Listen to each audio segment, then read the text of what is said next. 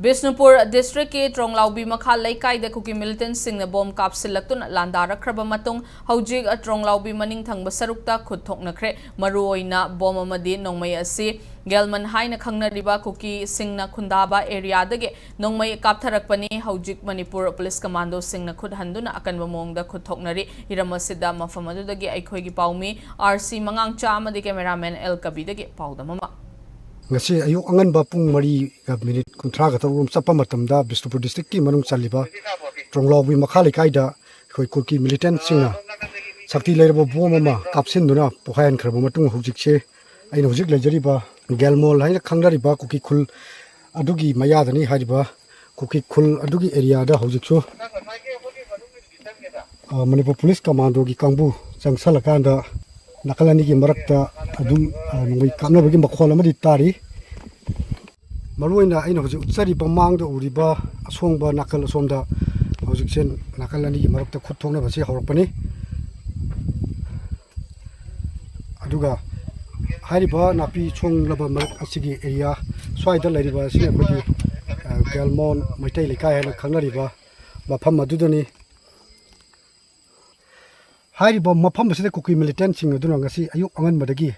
yamna sakti leiraba bom adu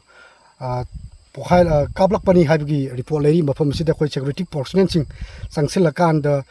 sapchaba madugi action malakhon abu khona bani dubu yamna khudong sa daba amadi security force ki maikai du adumak thengna daba nate adu nakal morom da Churachandpur gi maikai da su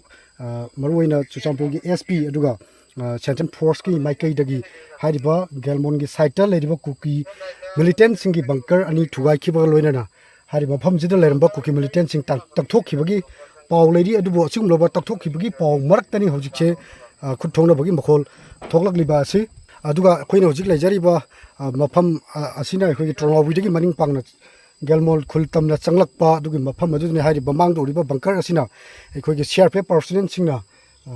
bakhoi gi bunker ji season aduna leiramba mafam ni adubo hojik CRPF ki personnel sing di hojik mafam sida leitre aduga khoi Manipur police commando gi personnel sing na yamna checksina ningthina ngakchen duna haribu pham sida kuki militant sing changlak tana bagi checksin thorang lokhot pagi mami amadi adumak tari loina na hoji jubu nakalani gi marakta thongnari ba khut thongna ba sida asogopan misi mina gi pawduri mafam juda khoin changsin na ba hona bada yam khudong sa da ba security personnel sing na Sangsin na ba hona bada mafam asida khoi electric wire si makha da thadaram laga thadaraga thamlam bana amna khudong cha da mama security force sing da su masa gi mathong ning thina pangthok na ba hona bada yam khudong cha da ba ma adumak mayok nari nakalam rom da hojik che mafam sida khudong nari ba area sida Manipur police commando gi Casper gari aduga tongan police personnel sing sijuam da section na laidi hojik makidi asok open amisi binagi paw leitre adubo maning thangba side asomda khoi akan mamung khut thokna bagi